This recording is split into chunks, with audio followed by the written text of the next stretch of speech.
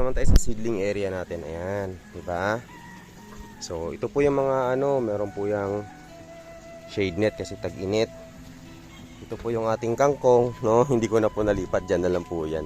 Ito lang po kasi yung tumubo, oh. Yung Chinese kangkong po yan. Ito po yung ating pipino, no? Meron tayong leaf miner agad sa cotyledon niya. So, ang gawin natin dyan, tanggalin na natin. Okay na po yan. So, tanggalin nyo po yung cotyledon na yan, no? Para hindi lang sila kumalat. Or kung hindi natin siya tatanggalin, okay lang po, no? Pisatin lang po natin. Ayan. Pipino. Tapos meron tayong cherry tomatoes po. Ayan. Ito yung mga seedlings natin, no? Ang gaganda, oh. Ayun, for transfer, wala lang po talaga tayo mapaglalagyan, no? Pero yan, medyo dapat malipat na po yan, no? Punong-puno po tayo.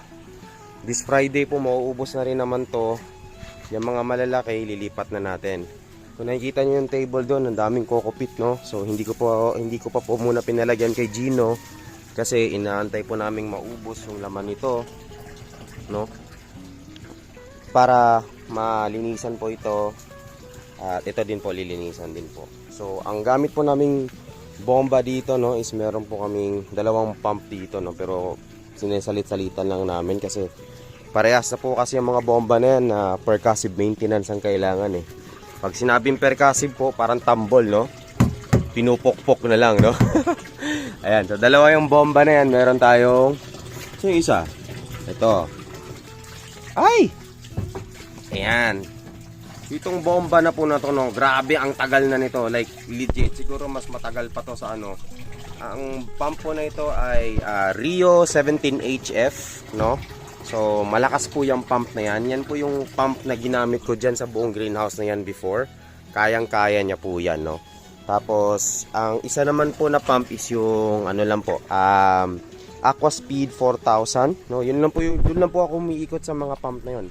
Aquaspeed 4000, Rio 17HF, tsaka pag malakasan po yung Periha 16,000 PB na ginagamit ko. Malakas na po yung 16,000 PB, promise. No, actually di ko pa po nagagamit ng at max settings po yung PB 16,000 namin, no. So, yun lang mga kapurwa, no. Ayan, di ba lakas, oh.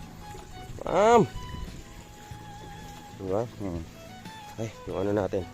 So, yun lang, magandang tanghali po sa inyo lahat. Medyo umulan-ulan na ngayon, no? At medyo di gano'n nakainit.